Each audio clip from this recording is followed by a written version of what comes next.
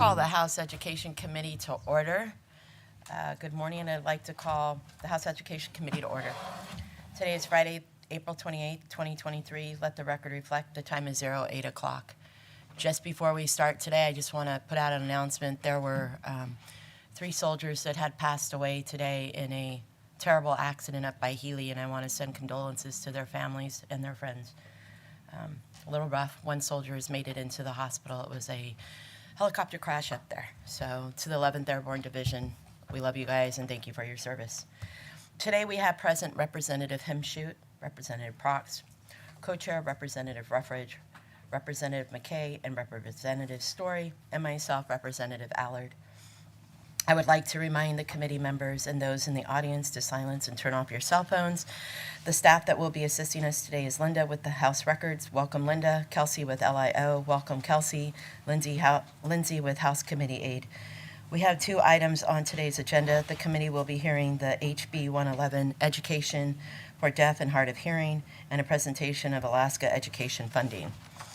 This is the second hearing of HB 111. Today, the committee will hear from the bill sponsor, give an opportunity for amendments, then ask for the will of the committee. I'd like to invite my staff member, Lindsay Causer, to the table. Please place your name on the record and provide us a brief overview of the bill.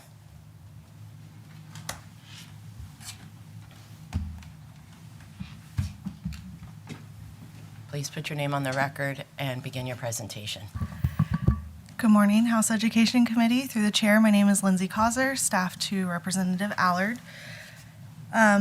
We went over this bill pretty much in depth on Wednesday, but I do want to touch on a couple of questions that came up and clarify a few things.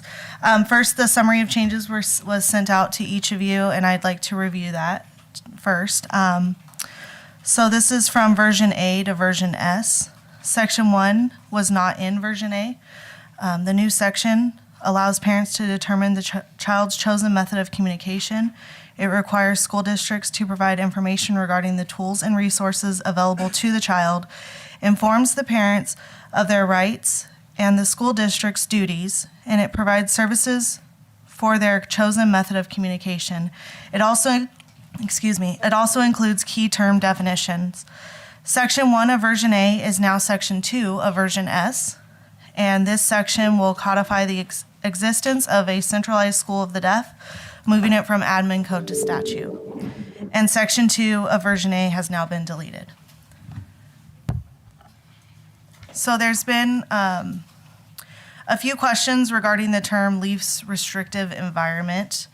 That term is no longer in the new CS version. If you review the new version, that was one of the terms that did get taken out with the changes at Rep. Allard's request. And the difference between admin code and statute, I went back and spoke with legal just to get some clarification, because there was some talk whether or not if it had more weight if a bill was in statute compared to it just being in admin code. The response I got was that an item in admin code can be changed at any moment by the department. What that means is that the Centralized School of the Deaf could be defunded or removed from by the department at any moment. By putting this into statute, it just gives it a little bit more security, because it would take a vote from the legislator to be able to make any changes there. Although we don't see that coming in the future, it just helps give the deaf community a little bit more security to know that their school is secure and that we stand behind them. So now I'll take any questions from the committee if you have any. Thank you. Are there any questions? Representative Story. Yes, thank you. To the chair, may I ask why you took out least restrictive environment? Thank you, and I will go ahead and let sorry, I almost promoted you there, or not. My staff will go ahead and answer that for you, Lindsay Causer. Through the chair to Representative Story, least restrictive environment was causing some confusion as far as what exactly that meant. And when we did the original bill version, a lot of people were confused and felt that we were trying to force all deaf children or hard of hearing children to Anchorage to go to the School of the Deaf. And so we just wanted to make sure that in the new version that we gave parents the rights to be able to choose the chosen method of communication and to make sure that they had a say in the way their child received the education and the communication method that they were taught. Follow up? Follow-up? I usually, whoever should answer it, I'm sorry, I'm not remembering your last name. Oh, Causer through the Causer, thank you. yes. Sorry about that, Ms. Causer. We've worked together for a while now. If I could just hold on for just 1 minute, I'm going to do a brief at ease.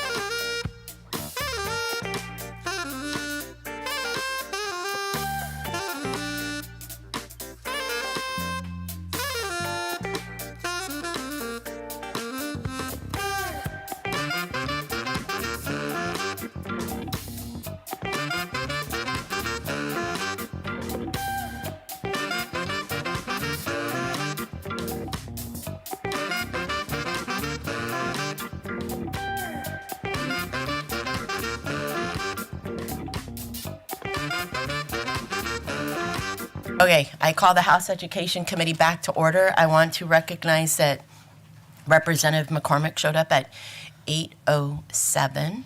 Thank you very much. Ms. Causer, can you please continue? I don't know where we even left off at.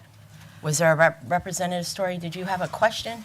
Thank you, Chair Allard. I appreciate Ms. Kausler telling me that it is, what was removed was the least restrictive environment is an educational environment with other students whose primary language or method of communication is American Sign Language. So that was removed. So thank you for clarifying that. Thank you very much. And I believe even Ms. Baldwin had said that it would be better for us to remove that least restrictive environment.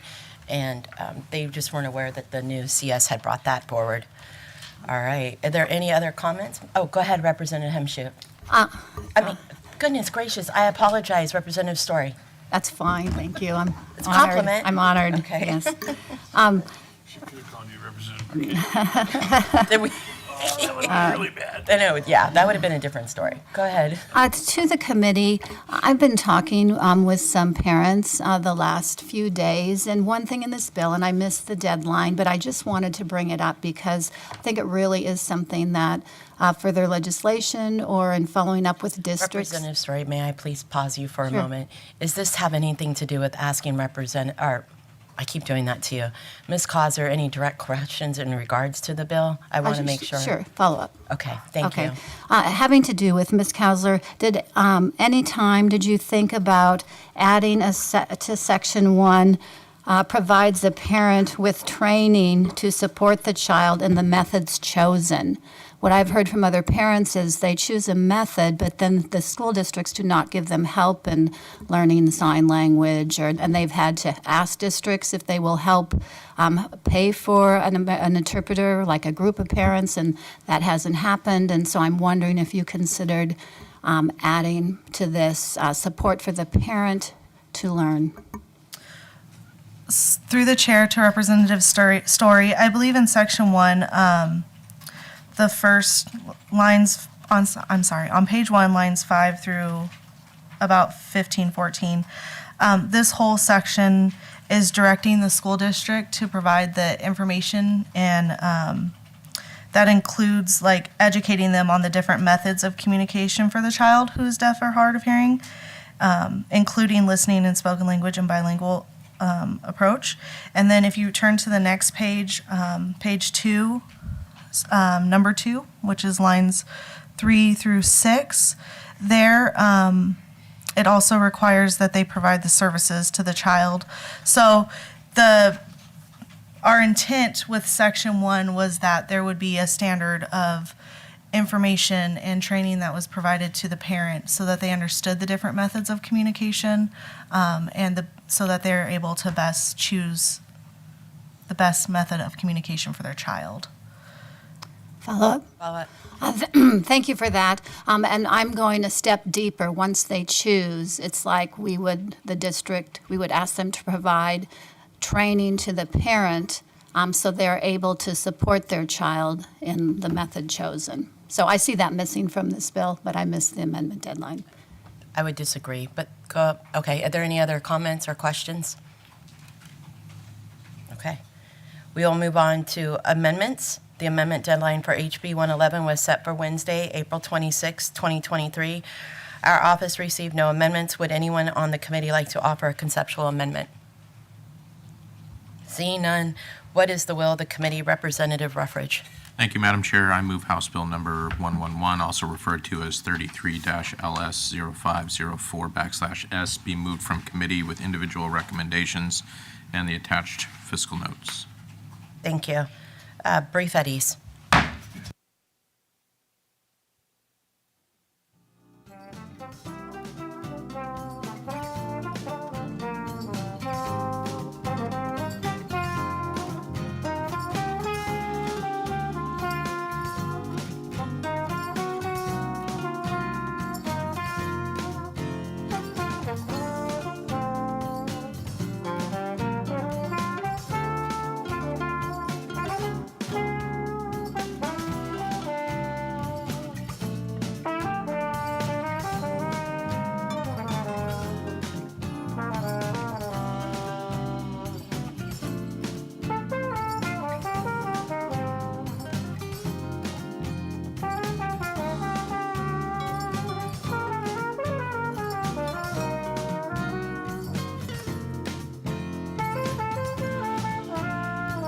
Call the House Education Committee back to order. Seeing no objections, House Bill 111 moves from committee with individual recommendations and attached fiscal notes. We will take a brief at ease to sign the committee report.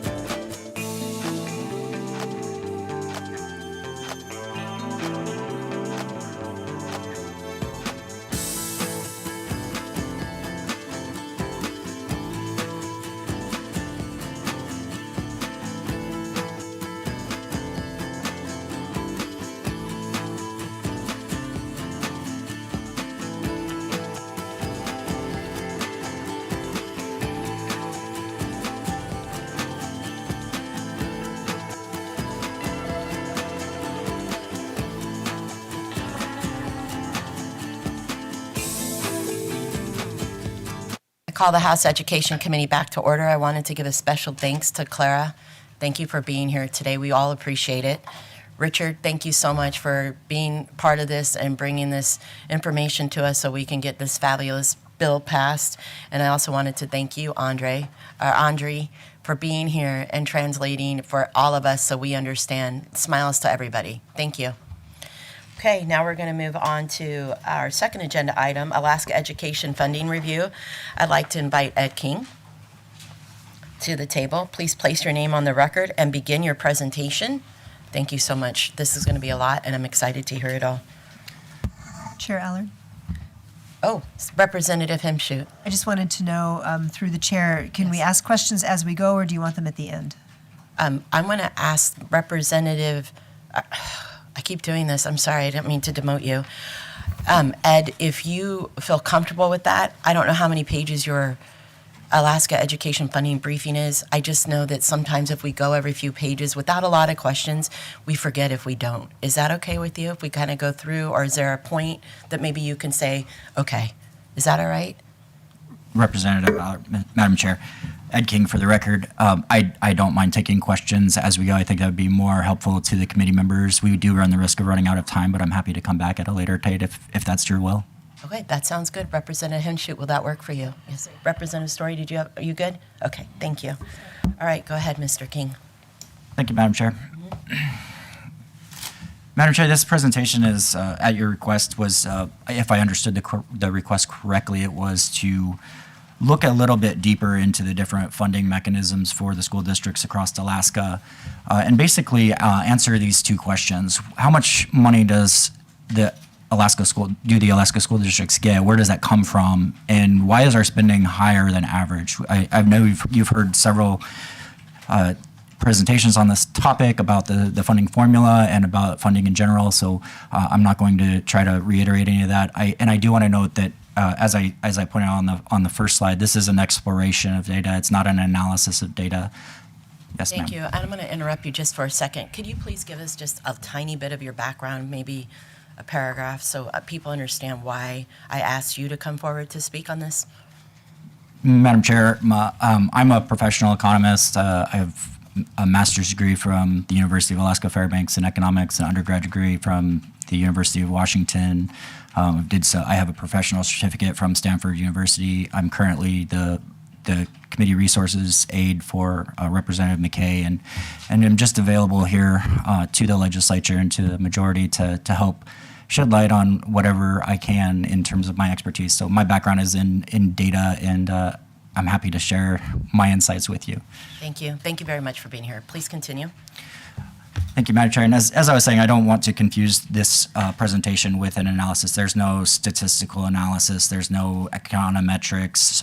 There was no experimental design or anything like that. I'm just taking data that is available to the public and presenting it in different ways that can spark questions, and then looking at the data a little deeper to see if we can find any answers to those questions. I just want to caution members not to interpret this as being advice or anything along that line.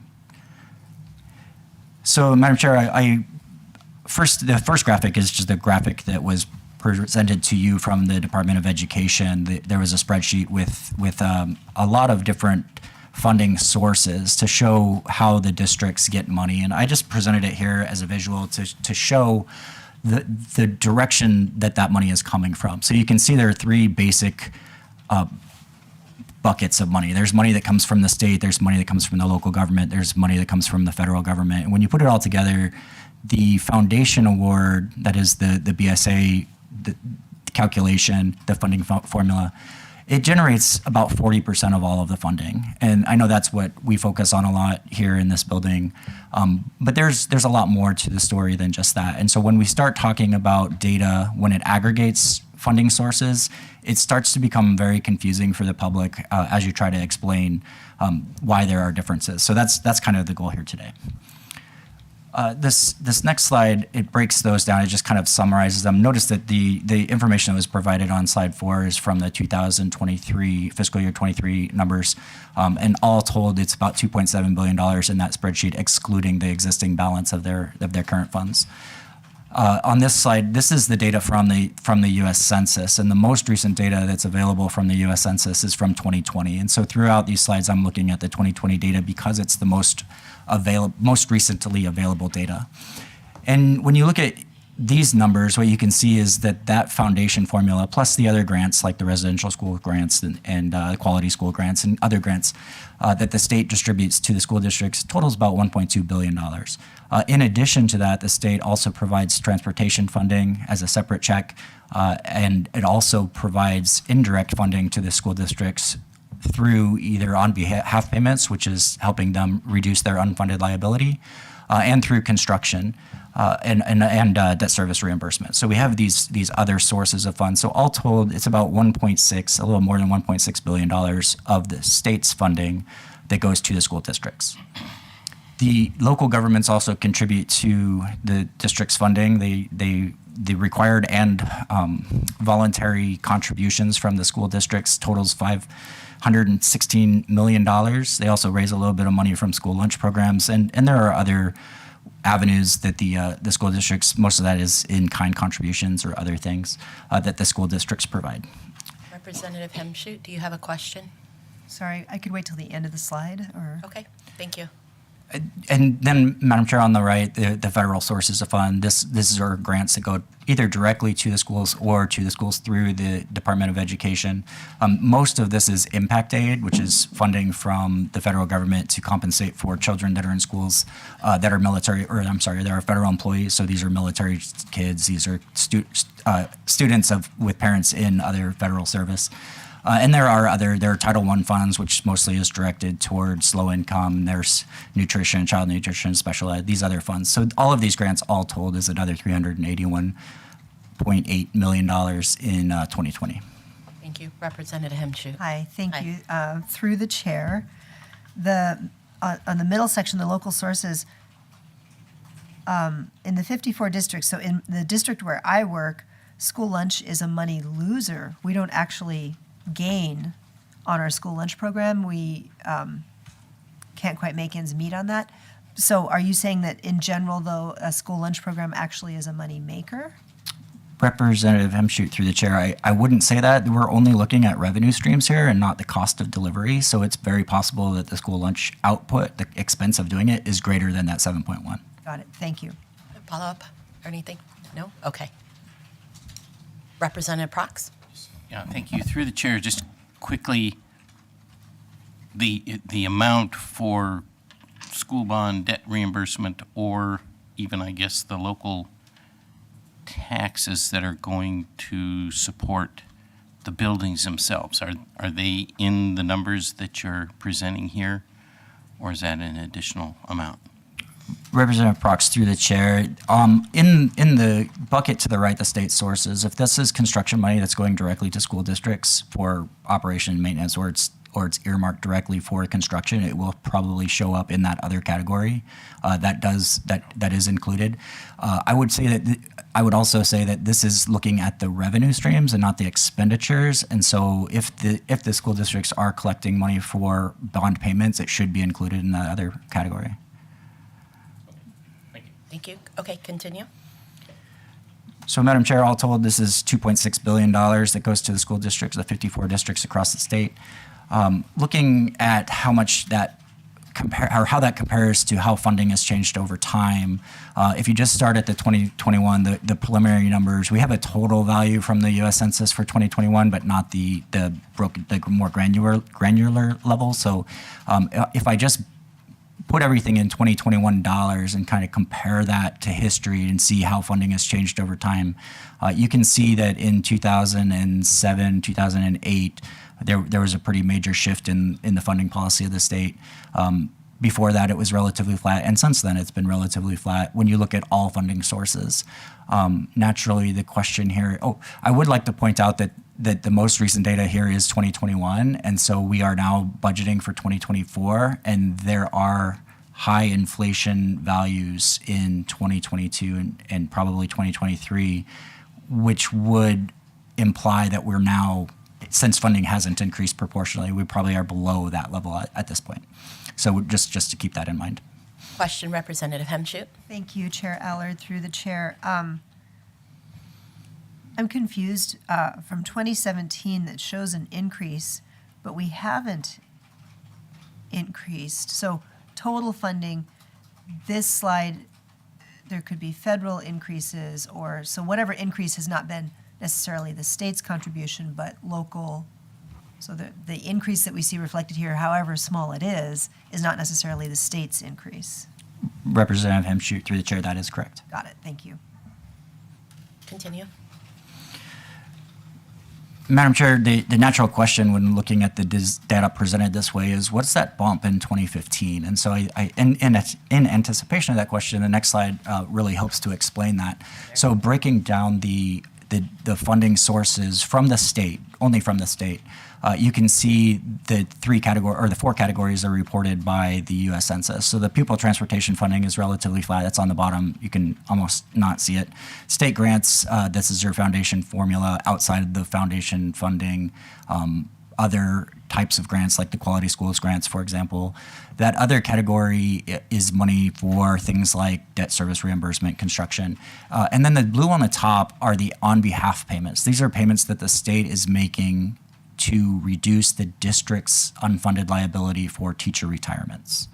And you can see that starts in 2008, and this is because of the cap that's put into place via statute that says that the school districts don't have to contribute more than a certain percentage, and then the state picks up the rest. That's the blue part that you're seeing there. In addition to the on-behalf payments that the state is making, the school districts themselves are also making contributions to that unfunded liability, but that's showing up, it's being paid through other sources. So the other sources of revenue that they're getting, for example, the foundation formula. So there are two components to that. But what I would like to point out is that in 2015, you can see that really large spike in funding on the on-behalf payments. That was the $3 billion transfer to the unfunded liability that happened. And what you'll notice is that prior to 2015, the payments that the state was making on behalf were greater than after that point, and that was the intent of that transfer to the programs or to the funds, was to reduce future payments into those funds that were the liability of the state. We do still have a unfunded liability, so that blue bar does exist. If that ever got paid off, that blue bar would go away, and so that is contributing to this conversation. Thank you. So I have a question for you. So it's, for me, and correct me if I'm wrong, there is a clear increase on education from 2002 to 2020. Is that accurate? Madam Chair, that is correct. I would just note that this is not adjusted for inflation. Okay. Thank you. Is, Mr. King, does this graph include the BSA? Madam Chair, the BSA would be in that green state grants. It's the majority of that green state grants wedge. Yes. Okay. And on this graph, do we know the percentage that is? I've heard it thrown around, the percentage, but I don't want to say anything on record. I want it to, so that I don't give out any misinformation. Do you know the percentage of increase, or are we going to see that in another slide? I mean, I would just say maybe the percentage of increase from 7 to 20, or Just eyeballing it, Madam Chair, it looks like it's about an 80 or 90% increase, or maybe 100% increase, but I don't have that number off the top of my head. so education is based on eyeballing it. We're at almost 100% increase from 2007 or 2002 to current. From 2002, Madam Chair. Wow. Okay. Representative Story, did you have a question? Yes, thank you through the chair. Mr. King, you said it wasn't adjusted for inflation. What would that answer to that question be, adjusted for inflation? Thank you, thank you, Representative Story, through the chair. Inflation over this period was about 55%. So the funding has increased from 2002 as the base year by more than inflation. That's correct. Thank you, and I wanted to welcome Representative Ortez to the room. Okay, please continue. Madam Chair, it might also be worth pointing out that there was a very significant change in the education funding formula back when oil prices rose in the 2008-2009 time period. And so you do see, if you use a base year after that change rather than before that change, then the answer to that last question would change. If you're comparing the inflation adjustment number, I'd just go back a slide. If you compare the adjusted inflation numbers from 2002, you can see that the values have increased by more than inflation. But if you start from 2008, that would not be the case. Okay, thank you. Any other questions? Representative Story. Thank you through the chair. I'm just clarifying that this is just our funding stream. Like I look at transportation, and that's stayed pretty flat, what we've been spending. And I know districts say they're spending about 30% more than what we've been getting for transportation. So they're taking it from their general fund BSA dollars because we've flat funded that. But this is just showing not the expenses, but what we're getting from the state. Representative Story, through the chair, yes, this is only looking at the revenue side of things. And I would just point out that, as you mentioned, the school districts have the capacity to move funding streams to different categories of expenditures. And so, yes, if they are quote unquote, short funded in one category, they can backfill that with another. Thank you. Thank you. So,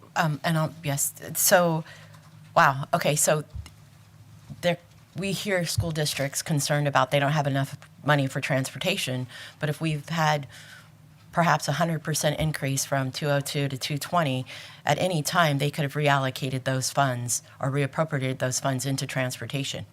Madam Chair, I would suggest that has been the case. If the funding has been inadequate and they had funded it, it must have come from another source. Okay, thank you. Representative Hemshoot, you had a question? Yeah, thank you.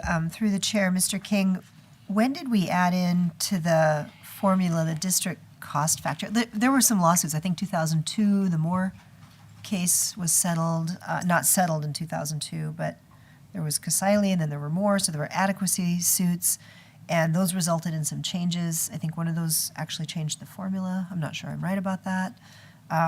But at some point we added in district cost factor. When was that? Representative Hemshoot, through the chair, the district cost factor appears since 1998 when the last reform. The factors themselves have changed at least one time since then, but not in several years. Thank you. Thank you. Next slide. So, Madam Chair, the next slide is just comparing the amount of money that the school districts are getting from the state versus the local government's contributions. And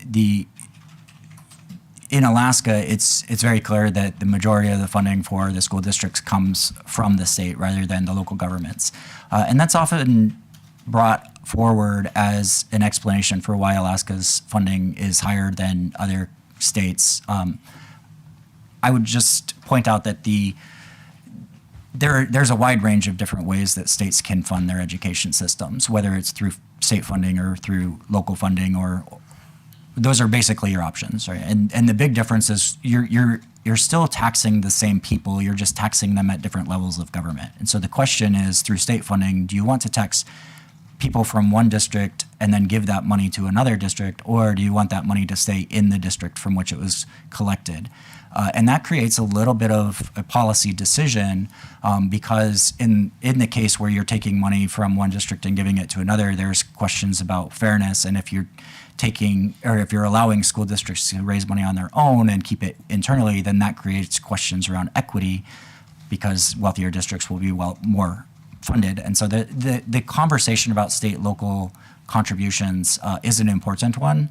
In our Constitution for Alaska, it does require that the legislature be the appropriating body that is responsible for making sure our school districts are funded. And that is one of the reasons why we rely more heavily on state funding than on local funding. Thank you. Representative Prox, did you have a question? I saw your hand wiggle. I did, yes. Go ahead. You used the word that the legislature is required by the Constitution to fund. And I believe the word in the Constitution is maintain. How you maintain that is up to the legislature, not necessarily funding. Representative Prox, through the chair, I would agree with you that the Constitution does use the word maintain. I believe that in the adequacy lawsuits that has been further defined to include funding. So I'm not a lawyer and it's not my area of expertise, but I believe the courts have interpreted that language. Thank you. Follow up, just to Yes, clarify please. that for me, where that came from. I believe Representative Hemschut mentioned the Moore settlement. Is that where that comes from? Representative Prox, through the chair, the Moore lawsuit was mostly about funding rural communities and ensuring that they had adequate funding because they don't have a local tax base. And so, yes, that question was addressed or at least brought forward in the Moore case. I don't remember. The case was settled out of court, so I don't know that there is actually an interpretation. I really appreciate you knowing all this. It's enlightening. You're doing outstanding. Representative Story? Thank you. Through the chair, is this slide inflation-proofed? Representative Story, through the chair, no. Through the chair, if you could prepare it inflation-proofed, I would find that's really helpful because it's more appropriate to compare inflation-adjusted spending if one's looking over a long time period. Representative Story, I can do that. Thank you. Thank you, Mr. King. Representative Hemschut, did you have Representative? Okay, Representative Prox then. Now we're going to get in the weeds, but if we're going to compare inflation adjusted, we should also compare other industries, how they have, like the airline industry, has the price of an airline ticket kept up with inflation, or have the airline industries responded in a different way? Just to have some point of reference. Mr. King, would you like to respond? Representative Allard, those analyses are possible. It would take time, and in taking time would require doing an opportunity cost evaluation for me.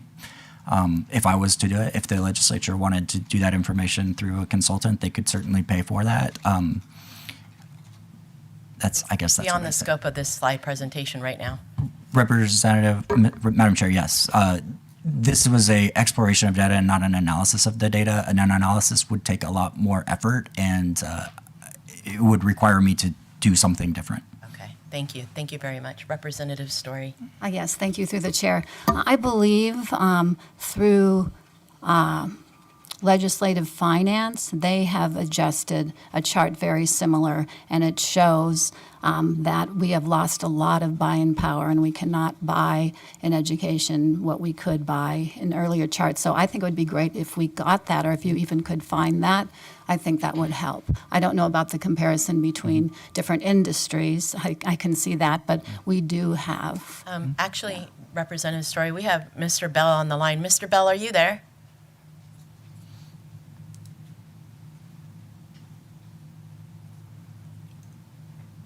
Is he on? Yes, for the record, this is Connor Bell, Legislative Finance Division. Thank you. I'm not sure if you just heard a couple of questions from Representative Prox and then a follow-up on piggybacking on that from Representative Story. Can you answer any of those questions in regards to an analysis and a like a comparative analysis in regards to inflation? Thanks, Chair Allard. My understanding of the question, yes, so when legislative finance, when we're adjusting for inflation for education, we're using the consumer price index for all items. We acknowledge that the specific cost structure for school districts may be different and not perfectly represented by the consumer price index, but it is difficult to try to separate out those items of the consumer price index which specifically apply to school districts. So in our analysis, again, we are just using the consumer price index for all items encompassing the entire index. Thank you, Mr. Bell. Okay, Mr. King, would you like to continue, please? Madam Chair, on the same topic, if I may. Please. Madam Chair, I would caution, I suppose, when you're evaluating inflation proofing, it is very important to compare or to understand what you're comparing. And so the chart that we're looking at here is specific to all state funding. Your number would be different if you were only looking at the BSA value. Your number would be different if you were only looking at foundation funding. And your number comparing to a previous year would also matter. I would point out, I'll just go back to slide 6. You will see that compared to 2002, we've funded by more than inflation. Compared to 2014, we've funded less than inflation. And so that comparison, that base year is going to be the key metric. And again, I'll also point out that the data that is available from the census is only, this data is only available up to 2021. And so for comparison, I only went up to 2021. 2022 was a very high inflation year. And if you carry this out further, you're going to find that adjusted for inflation, it is accurate that our current funding is below the inflation for more years than this represents. Thank you. Okay. Continue. Madam Chair, slide 9 is looking at it proportionally. So just looking at, taking out federal funds and just looking at the split between the state and local government and how much money is being funded from which source. You can see over time, the state share has actually increased slightly. It was just under 70%. It's just over 70% now of money from the state versus the local government. And again, this is excluding federal dollars. But the point here is that the state is the primary funder of education. Looking across the country and seeing how other states fund their education on that same spectrum, how much is state versus local, you can see Alaska funds about 74% of its education funding from non-federal sources. And nationally, that average is right around half, 50-50, although you can see that very few states are actually right around 50. A lot of states have very high state funding. In the extreme, you can see Hawaii, who does not allow local funding at all. They fund everything through the state. And on the other extreme, you can see New Hampshire, who funds very little of their money from the state government and relies heavily on local property taxes. Representative Hemshoot. Thank you, Madam Chair. I have a question from the previous slide and then a question on this slide, so I guess we can go back. So when we were talking about adjusting for CPI, again, the Moore suit was specific to rural Alaska. CPI is Anchorage. So is there anything here that helps us understand when we talk about inflation adjusting something, there's another adjustment that has to happen beyond CPI in Alaska when we talk about rural and remote places. Can you say anything about that? Representative Hemshoot, through the chair, yes, it's one of our biggest problems in Alaska in studying our economy is that a lot of our data for rural and small communities is very lacking, and so the information from the urban centers tends to overtake everything else. I would say though that the percentage of the population that is in those areas with less available data is a smaller portion of the population, and so it doesn't drag the numbers far, but it does definitely, there is an effect in the rural communities that isn't captured by looking at data specific to the urban centers. And I actually will talk about that a little bit more. Okay, and then follow up. Follow up? Yeah, my other question is on the slide we were on, I guess 10, or really any of these slides. How do you factor in county funding? You know, you said down south it's different. Where would that, when we talk about the state's amount of funding, if you have another entire layer of government in there with taxing authority, does this take into account a county's contribution down south as part of their state funding? Representative Hemshoot, through the chair, yes. The funding from the state level, which has jurisdiction over all of the local governments, is the state funding, and all subunits, so counties, boroughs, cities, any local government or municipality would be considered part of the local government contributions. Follow-up? So I want to be really clear. So when we're looking at slide 10 and it says there's a wide range of state/local splits around the country, local would include anything that's not state, so county, city, municipality, all that. That is- okay, yes. borough. Okay, thank you. Thank you. I just wanted to comment on this slide. It's super interesting. If you look at the United States, the blue line down the center, of the states that are to the right of it, if I'm looking at it, their education is, based on my experience in sitting and researching, is better. They have better results. And if you look at the left of the United States line, the blue line, those states seem to be struggling a little bit as you go higher up as far as their results on their education. It's kind of a little bit of a mixture, but it's an interesting where I'm seeing these happen. Okay. Yeah, Madam I don't Chair, know that if that is. has a play in, I don't want to be skewed or anything, but I'm wondering, does that have a play when they're less state funded? It's amazing the results you're receiving. Do you have a comment on that? Madam Am I Chair, off? I would just say that kind of the whole point in visualizing data is to spark questions like that and to see, hey, is there something interesting here? That is an interesting observation. I would have to check the data to see if it's valid or not. I don't know. But it's an interesting question. Yeah, I feel like when they go higher up. Representative Story, thank you. Thank you. Just in defense of my home state where I was growing up, through the chairs, I'm from Minnesota, and Minnesota has got a very strong achievement data. They do have, however, a high achievement gap between a lot of their subpopulations, and they're really working on that. Thank you, Representative Story. Yes, and Madam Chair, just in response to that, that is the question of the key question of how you fund government is whether you want the money to stay where it's collected or whether you want the money to be distributed where it's needed. That's at the core of how you fund your government. Thank you. Continue. Madam Chair, the next slide is just to show that the state of Alaska, because the proportion of our population that is in federal service is higher than in any other state. And so the state of Alaska does receive a lot more money per capita than from the federal government than any other state. So that is part of the explanation for why we have more funding. It's just an observation that we should keep in mind. So based on that slide, we're heavily relying on federal funding. We are a federally funded education state, clearly, based on your slide. Madam Chair, we are more so than any other state. I would point out that the money that comes from the federal government represents, about a sixth of the total funding? So it's not that the federal government funds all of our education, but more so than any other state. That is correct. Okay, we're going to go to Representative Story and then Representative Hemshoot.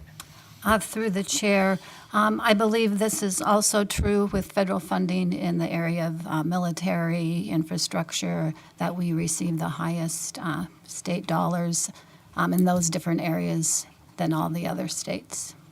Is that a Represent, question? Yes. Okay. Is that, sorry, through the chair, is that accurate? Representative Story through the chair, I believe that's what this graphic is showing. Yes, that's correct. Follow up? Sure. Sure. Sorry, I was commenting on other areas of our government, that it is also true that in spending in infrastructure and in the military, and that we are also receive the highest federal funding of any state.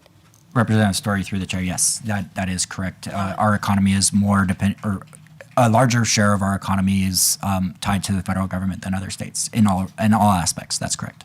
Thank you. And I just want to make sure that we keep these to questions about the slides, not comments about how we feel or what we're thinking at that moment. We can hold those to the end. Go ahead, Representative Himshu. Thank you. Through the chair, Mr. King. My hometown, Sitka, is surrounded by national forest. We're hemmed in by ocean on one side and national forest on the other side. So we receive some payment that might not happen in other places. So do you have any idea what % of the state is federal? Because I think that impacts the amount that we get for our schools as well, certainly in Sitka. Representative Hemshoot through the chair. So there would be additional funding from the federal government to a local government for federal lands within their jurisdiction. It wouldn't be necessarily tied directly to school funding, although that's unrestricted funds, and so that community could use that money for school if it would like. So I'm going to go ahead and put on the record, stop with your comments, ask a direct question on the slide so we can continue with the slide. I don't want to hear a prologue or an epilogue about a comment so you can get the answer you're looking for. Chair Allard, Ask under- a direct, I'm speaking, ask a direct question so we can get through the slides. Go ahead, Mr. King. So, Madam Chair, that kind of concludes the where the money comes from question. So we're now turning to the next question of how do we spend it as a state. And so the first slide I'd like to show is just to build the large picture, and then we'll drill down farther and farther into the data as we have time and as you'd like. So to start, big picture, we know that Alaska is a high spending state when it comes to education. According to the most recent data, that's $18,313 per student, and that's just current spending. Debt service and capital outlay is in addition to that. This is the data that is available to compare ourselves to other states, and so getting deeper into the data requires a little bit of a caveat because the data comes from a different source. So just big picture, if we were to be a average state, if we wanted to fund our education to the average of the nation, the maximum kind of quote unquote cut available funding to cut would be about $638 million. That's kind of the ballpark that we're playing in if that was the goal. So just for kind of building the picture. And then we can dig a little bit deeper into the data and understand those unique positions with regard to Alaska on why spending at the average is maybe not feasible. And so one of the questions or one of the comments that come up frequently is that Alaska is a high-cost state. And that is accurate. The operating cost, as reported to the U.S. Census, shows that Alaska spends more money on operations than any other state on a per capita basis. And that's about $1,020 per student more than the national average.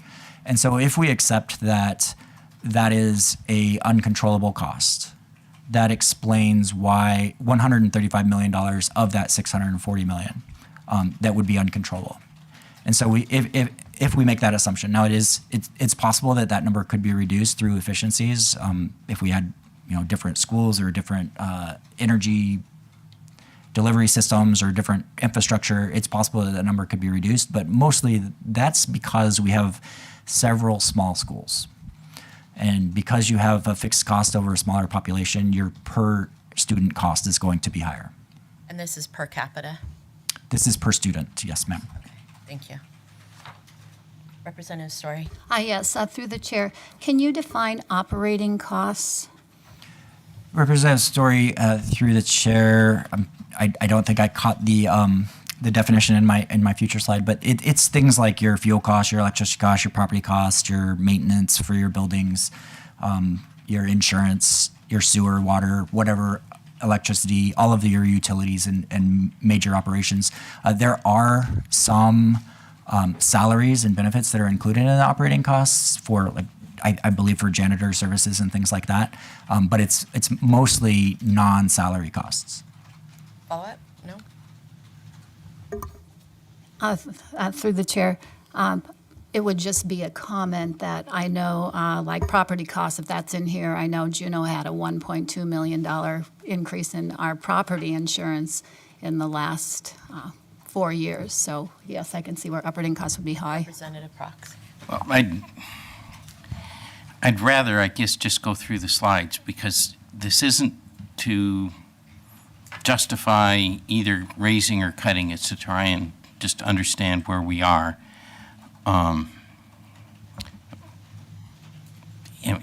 We'd be here all day if we got into every little detail. Yep, okay, we'll continue. Thank you, Representative Prox. I appreciate that. So, Madam Chair, the next adjustment that we can make is that we know that Alaska has a higher cost of living than other states, and therefore, if we were just funding at the national average, we would have to fund more than every other state to account for the fact that Alaska costs more in order to do the same things. And when I make that adjustment based off of the available data, it explains about $91 million of the additional funding. However, as Representative Hemschut pointed out earlier, the regional cost price parities data is heavily skewed towards the urban areas. And so it's very likely that some of the costs of delivery in the rural areas would explain some additional amount.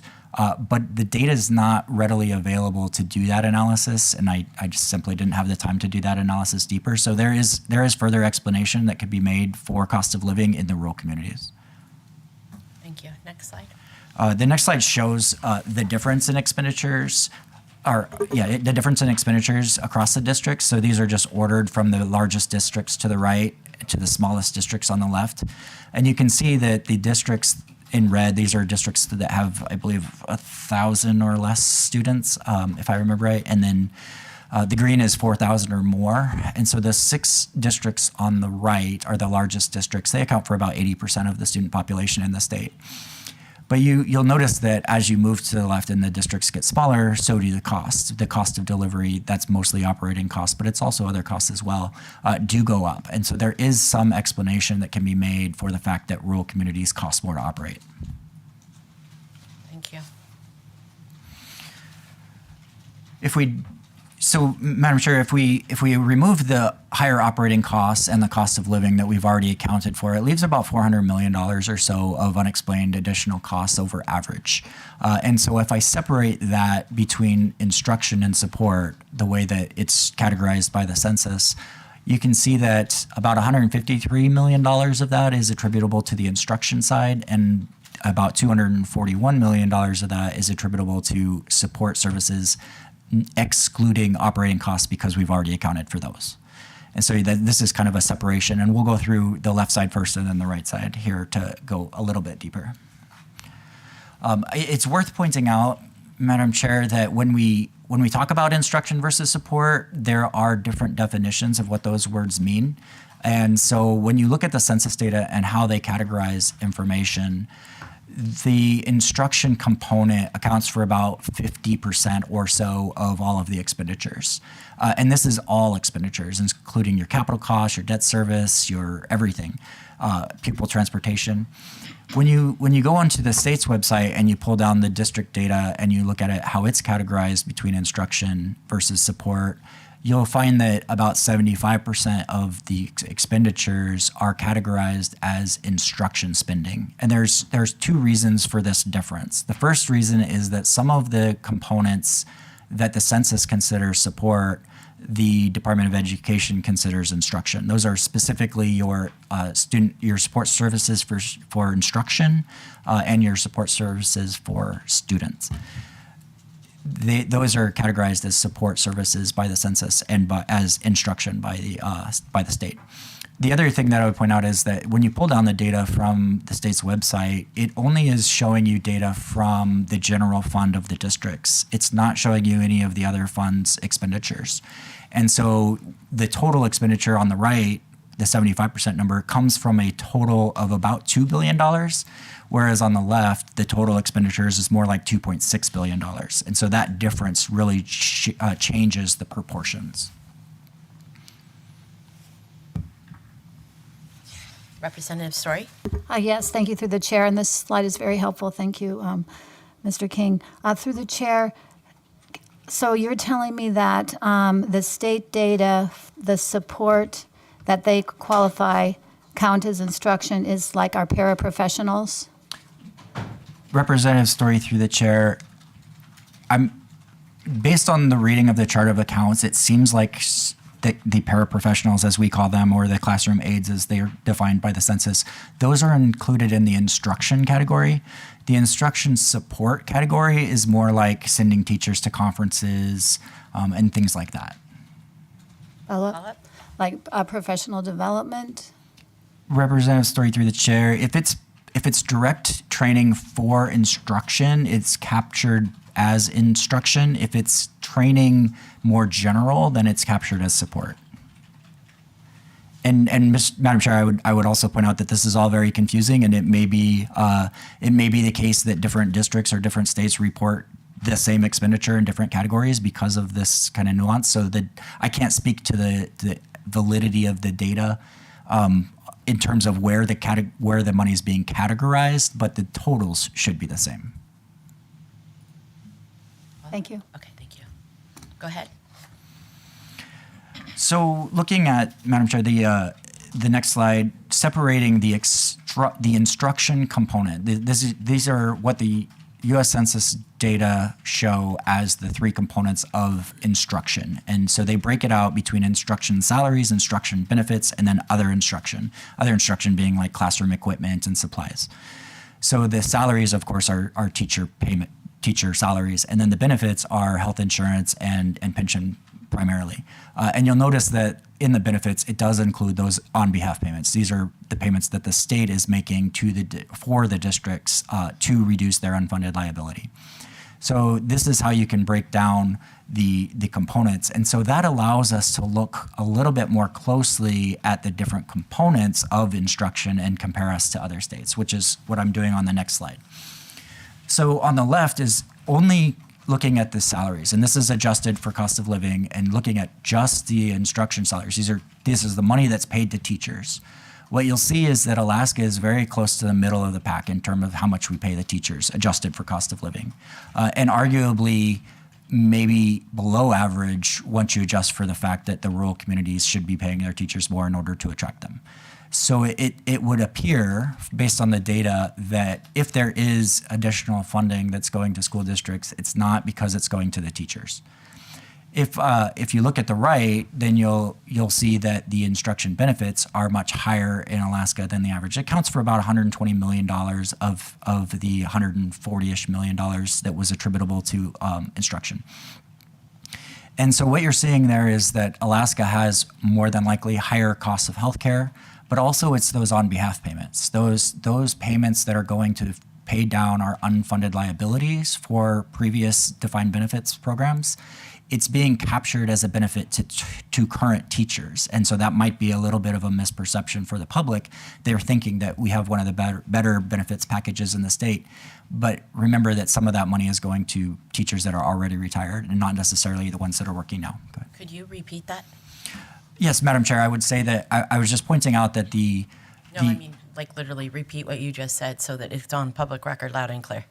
Yes, Madam Chair. The benefits on this slide, the benefits include not only the benefits that are accruing to current teachers, but some of that is going to teachers that have already retired, but their benefits are not fully funded. Any questions? Representative Hemshoot? Thank you. Through the chair, does the term benefits include health insurance costs? Representative Hemshoot, through the chair, yes. All that? Through the chair, do you have a sense of what portion of benefits is health insurance? Representative Hemshoot, through the chair. Unfortunately, that data wasn't disaggregated that way, so I would have to dig a little bit deeper than I have. I don't. I was just waiting on Representative Story. You have a question? No? Oh, sure I do. Okay, see? All Thank right, you. Go ahead, Representative Story. Through the chair, as far as the unfunded liability, is this true for other state employees in this state of Alaska, the other public employees? Representative Story, through the chair, that is correct. That is true for other state employees in Alaska. It's also true for any other state that has an unfunded liability, that same thing is happening there. Thank you. Thank you. Go ahead. So, Madam Chair, just breaking down this waterfall diagram kind of shows, if Alaska were an average state, if the policy goal was to fund education at the national average, it would cost about $1.8 billion in total funding. That doesn't necessarily have to be state funding from all sources. And as we discussed, about $135 million of that is explainable by the higher cost of operations. That's mostly because we have a lot of small schools and in the rural communities where the cost of energy is much higher than other places. So it's not likely that number could be reduced a lot. The other $91 million is just based on the fact that we have higher cost of living. Again, we can't really do much about that. But the three on the right, we do have some control, or you have some control as the legislature, if you wanted to do something. And again, I caveat that this is all based on 2020 data. We're now looking at 2024 budgets, and so these numbers are not reflective of the budget you're currently considering. This is just informational. But if you were looking for ways to reduce funding to education or find more efficiencies, I'm just simply showing what the data suggests where you might want to look. And so the higher teacher benefits, this could actually be reduced by the legislature by, again, appropriating money to the unfunded liability. Reducing that liability or taking off that liability away from the school districts would reduce the amount of money that they need for that category. So it would, in effect, be an increase in funding through a decrease in expenditures that they are bearing.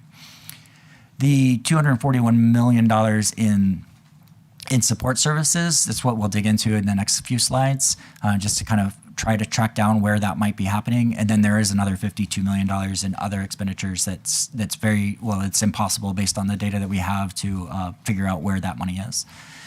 So I'll dig into that support, and just for definitions, I'll skip these next two slides, but for your reference, if you want to know what is in a category, you can get some ideas on these two slides based off of the chart of accounts. So that $240 million, if you break it down into what categories of support is Alaska spending more than if it were an average? And what's kind of striking is that the first thing that I notice is that the general administration, this is your district cost, your superintendent, Alaska actually, despite the fact that we have many small districts, doesn't actually have a higher expenditure for their superintendents than we would expect, which is kind of surprising. But it doesn't appear that there's a lot of opportunity within the district level to make a lot of gains. In the school administration, this is mostly like your principal's office and things like that. There is $40 million that you would expect, that are more than you would expect if you were an average state. I believe that this is mostly, again, attributable to very small schools. So you need a principal's office, whether you have 1 student or 1,000 students. And so that might explain why our principal office budgets are higher than we might expect. The other category is mostly HR, payroll, accounting, things like that. That's mostly, or it's hard to explain exactly what that is, but you could probably make the case that is due to those same benefits, the unfunded liability, and then also the small schools. So the two largest categories on here kind of strike me as something that is interesting, and that you might, if you were interested in trying to find efficiencies, where you might want to look, or at least get a better understanding of what's going on there. Again, pupil support is things like your nurses and your counselors, and instructional staff support is mostly like in-service training, curriculum development, conferences, travel, things like that. So breaking it down, I just wanted to see what would happen. Interrupt you for a Yes, minute? ma'am. Where are the teachers? The, sorry. Classroom money, what part of this circle does the money stay in the classroom? So, Madam Chair, this graph is showing you the additional expenditures in the support category. So the instruction category is not included here. Okay, thank you. So breaking down the support categories and just indexing them to 2005, which was the oldest available data at the district level, and then just watching how those numbers change over time, just to see if it was instructive or interesting, if anything interesting struck me or for your enlightenment. And the first two things that kind of stick out are that community services jumped in 2012 to 2014. Community services are things like school district events that it hosts for the community. It was a $3 million a year jump for those 3 years. I don't know what that was, but it's since kind of dissipated and may or may not be important. If it's of interest, I believe Representative Hemshoot has an answer. Sorry, Representative Hemshoot? Thank you. Through the chair, I'm not sure, but around that time, assuming this is looking at all funding sources, there were federal grants for after-school programs. Would that account for that amount? Representative Hemshoot, there is a category that is student activities that would capture that. So this is more things like after school, like concerts or drama club or maybe barbecues or things like that where the community is using the school grounds for a community event. And so I don't know, but it's actually not really relevant at this point because that spike is gone now. So the other thing that's really interesting is that instruction support has grown dramatically, much faster than any other category. And so there might be something interesting there. Follow-up? Through the chair, using the definition, the support categories murky for me. So if you don't have the classroom teachers that you need, but instead you replace those with paras, or you've increased class size to the point where you need a para educator, would para educator fall under instruction support? Representative Hemshoot, through the chair, my interpretation of the chart of accounts suggests that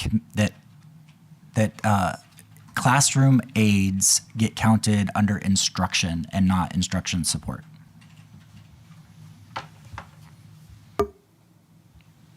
Follow-up, or you? Yeah, maybe one more. Yes, go ahead. Thank you, through You're the chair. Yeah, I'm just trying really hard to understand that because it doesn't correspond to what I see in my lived experience. And so another thought I have is that we let go of all of our librarians and we use a para to shelve books. So I wonder, again, but that's not a para in a classroom, so I'm not sure if it would fall under support. So I'm just trying to make sense of the data. Thank you for helping me ask the Maybe we questions. could dig a little further for you too and get back with you. Representative Story? Yes, thank you. And I went back to slide 22 and 23 when I'm looking at instructional support. And the census, it has computer-assisted instruction.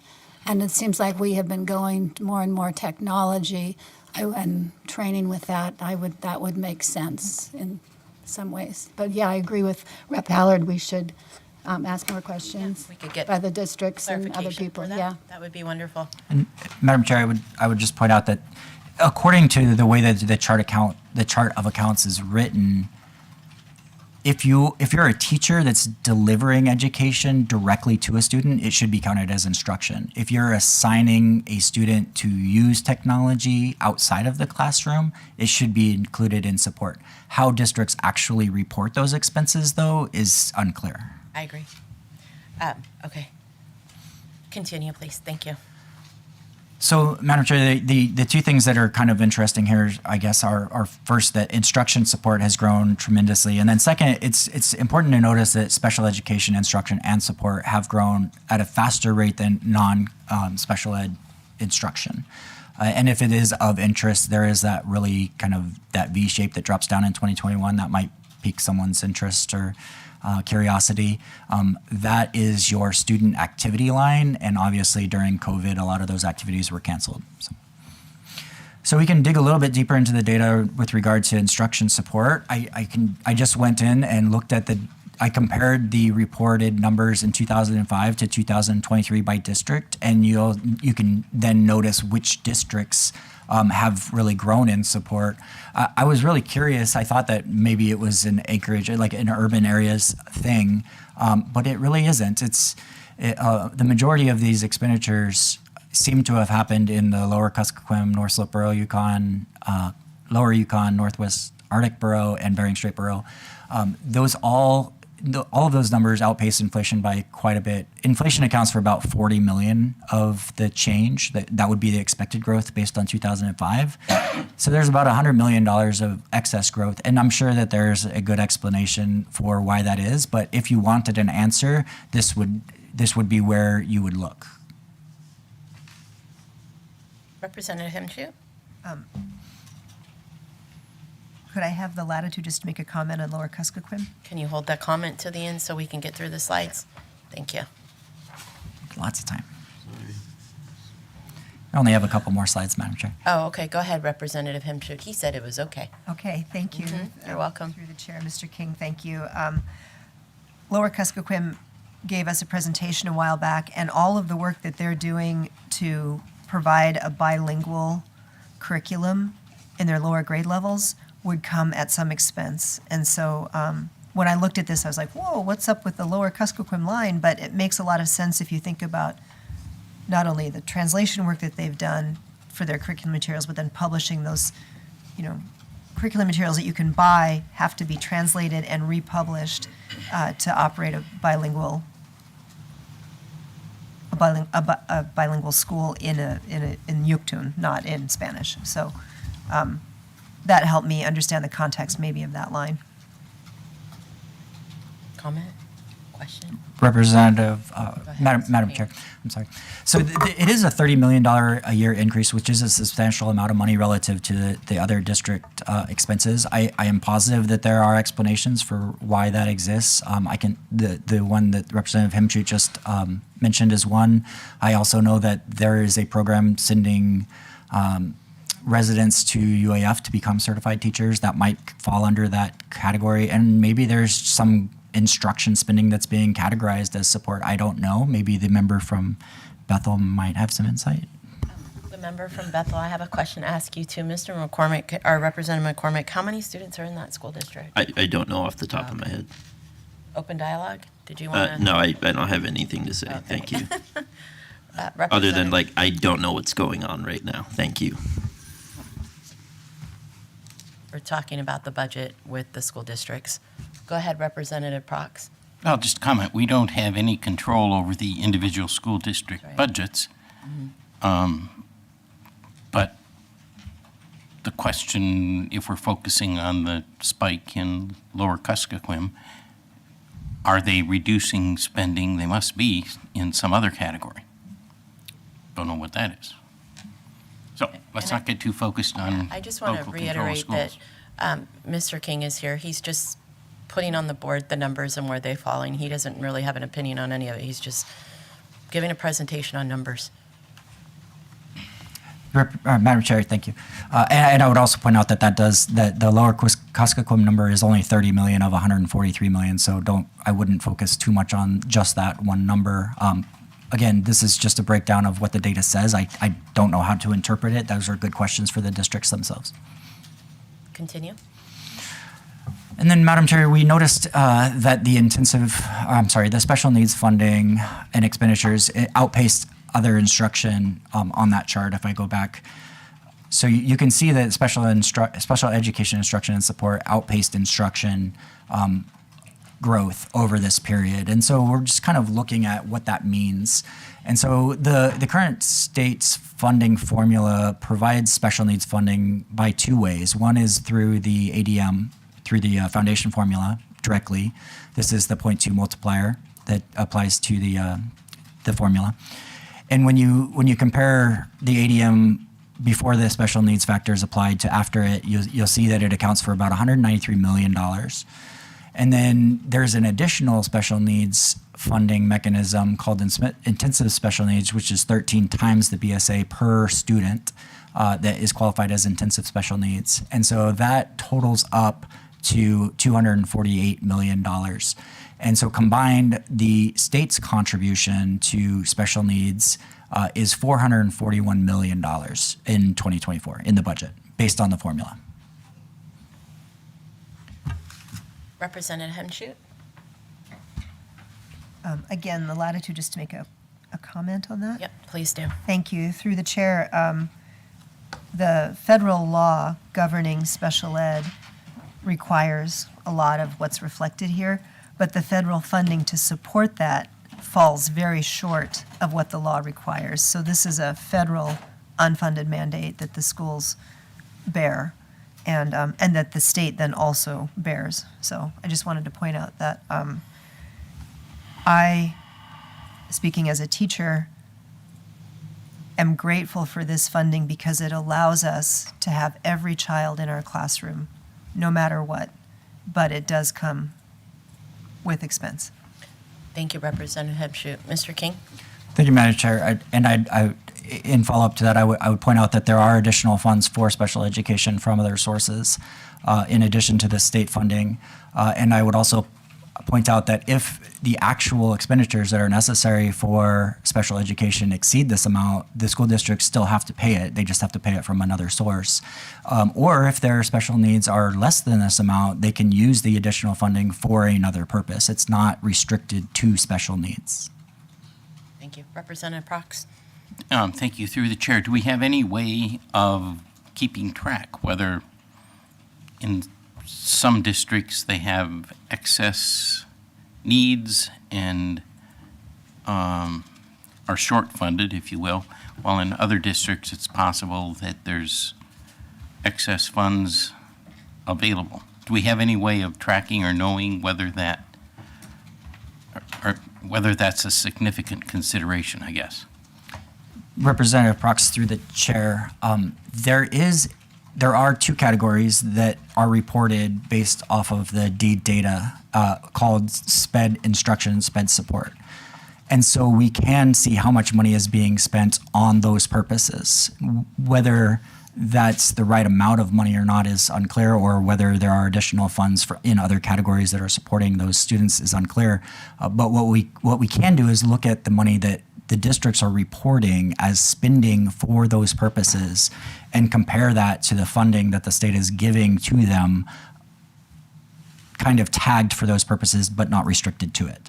And so when I do that, that's slide 28, when I look at the expenditures, the reported expenditures on those two categories and compare it to the amount of money that is tagged as special needs from the state, you can see that the funding appears to be over what they're spending. And again, there's probably a very good explanation for why that's the case, but that's what the data show.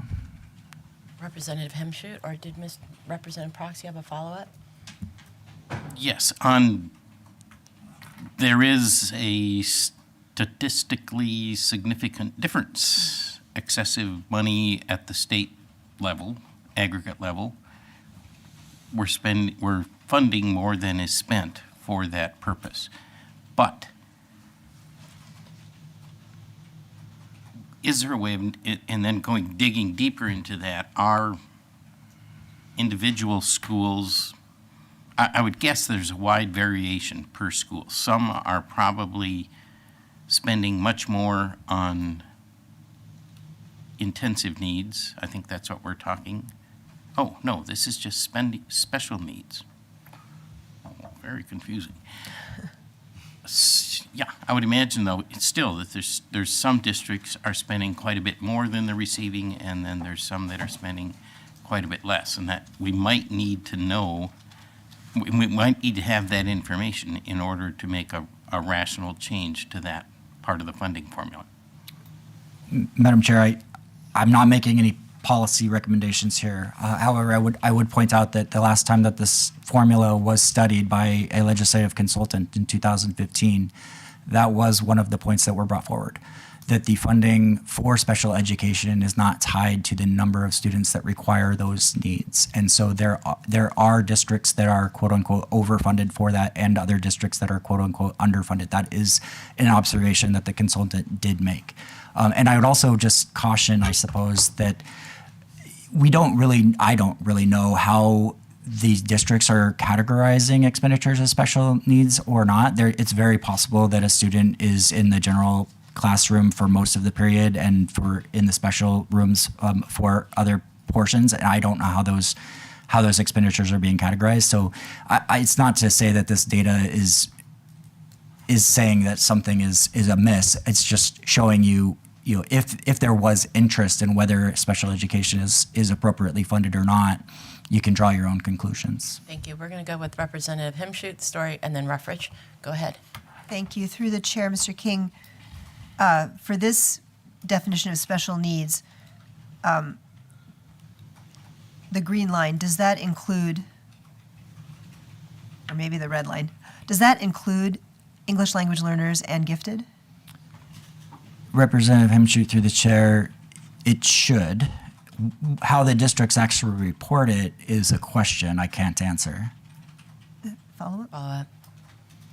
Can you explain how you got the expenditures line? Like, what's the information you used for the expenditures line? So Representative Hemshoot, through the chair, there are two categories within the data that is provided by the Department of Education. When you pull down their expenditure reports from the districts, those numbers are reported separately, and so I just took those numbers directly.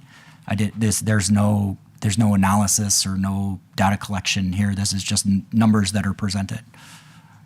Thank you, Representative. Oh, go ahead. One Yeah. follow-up. Yeah, thanks. Through the chair, I guess I would just point out in my district, the IEPs would be one way of reporting, but then whatever we have left goes into the gifted program, and we expand that to whatever level we can. And so our lines would pretty much match, I think, but I can see the variability in districts. So thank you.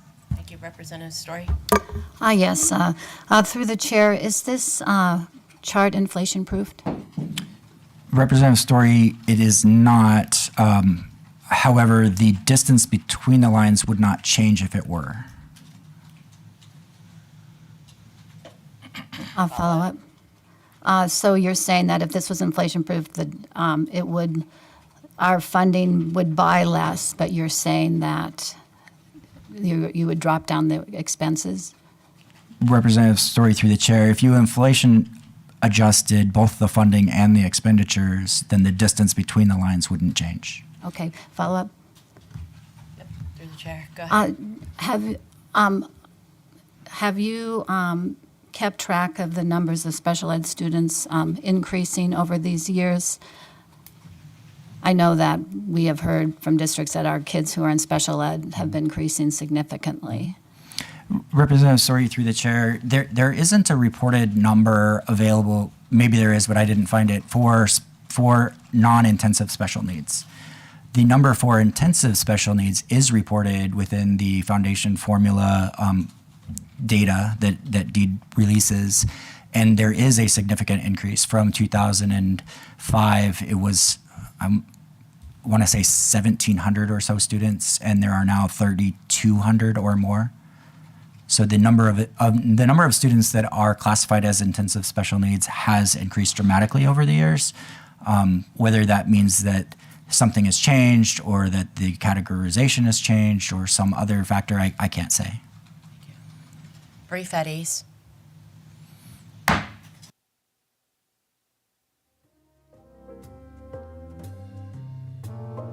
Order the Education Committee. Go ahead, please. Representative Ruffridge. Thank you, Chair Allard. Through the chair, can you, Mr. King, just help me understand what do you have here as falling inside of special needs? Could you just describe what those are?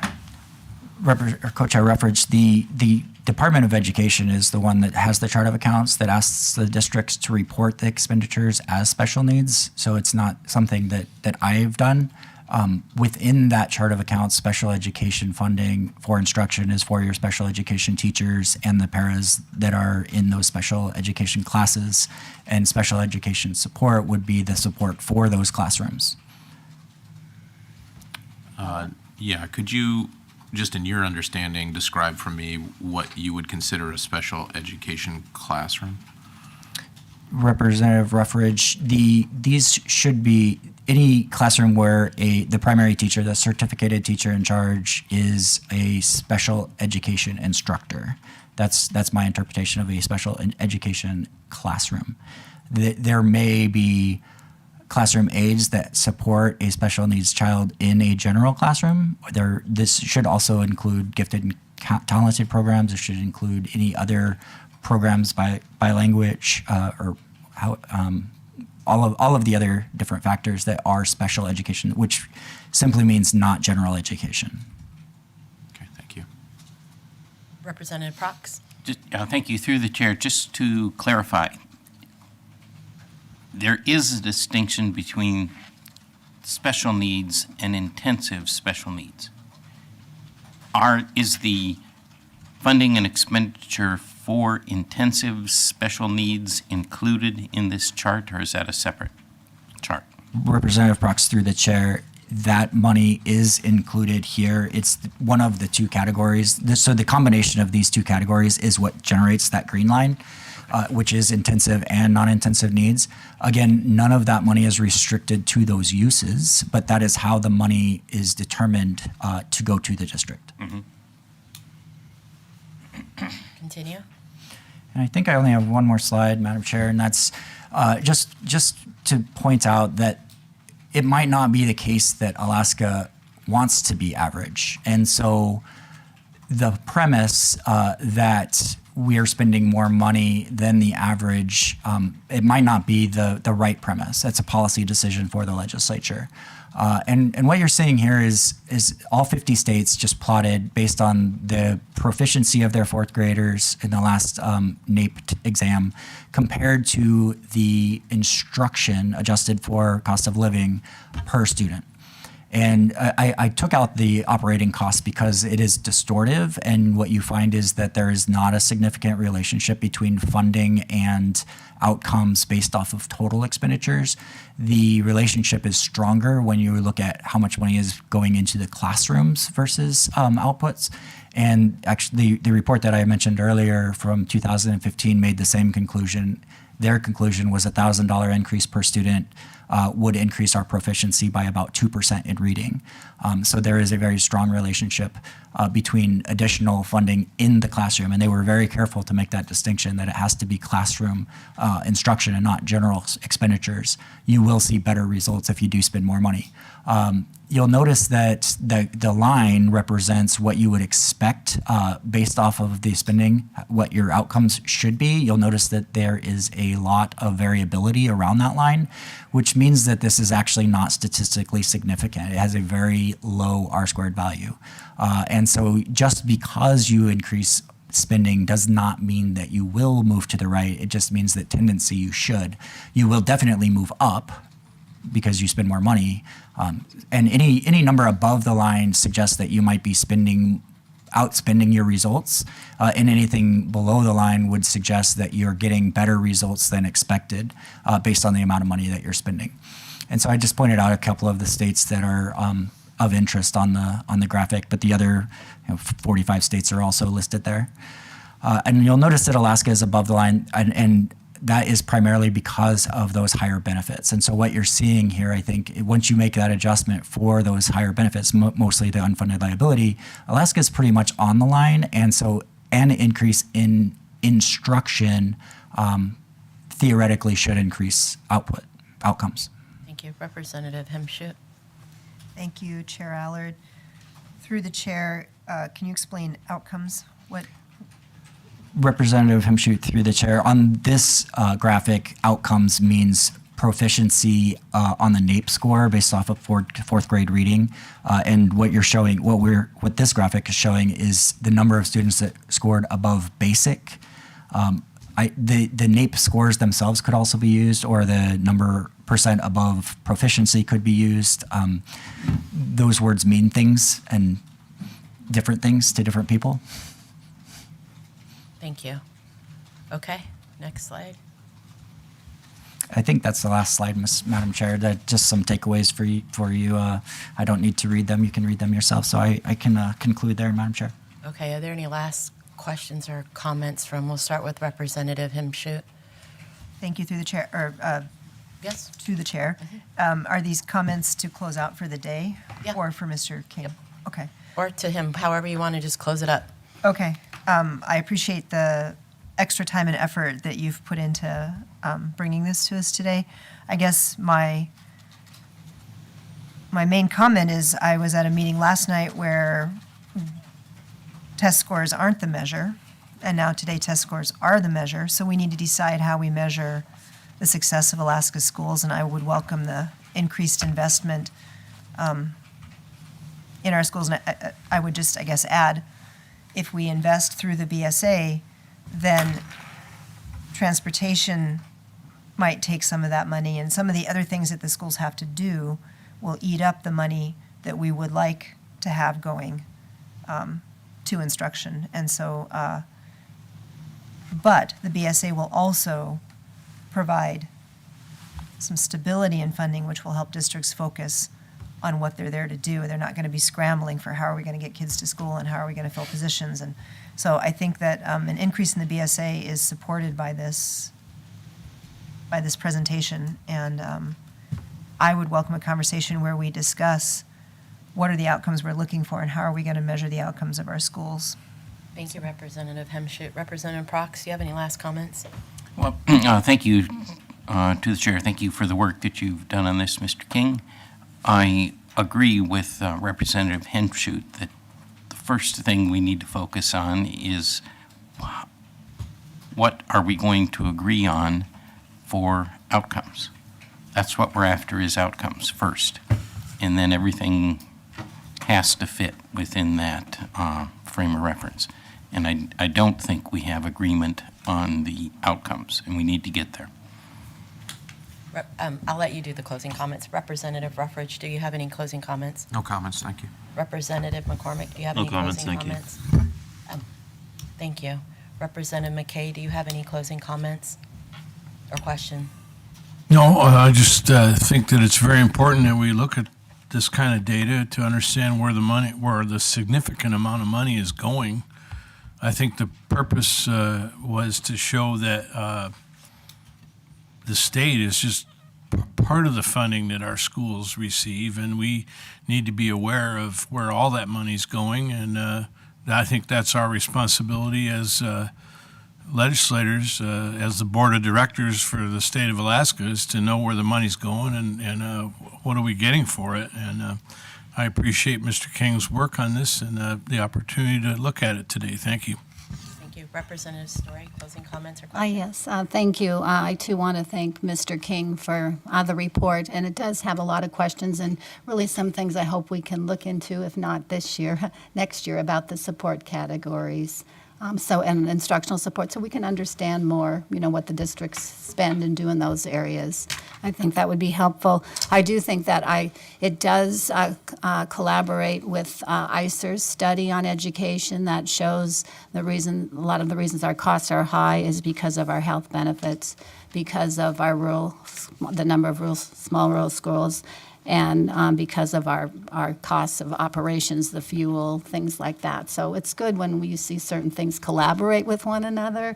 Helps us understand things. And I think, and I know that it's hard to evaluate things and put one metric, and I do know that when our schools reopened last year, I think the majority of people were just so happy to be back together and to be learning together, and that metric, it's just, makes my heart happy, because sometimes I think it just seems, when we always focus on the reading score, that things are just not good when there are so many good things happening.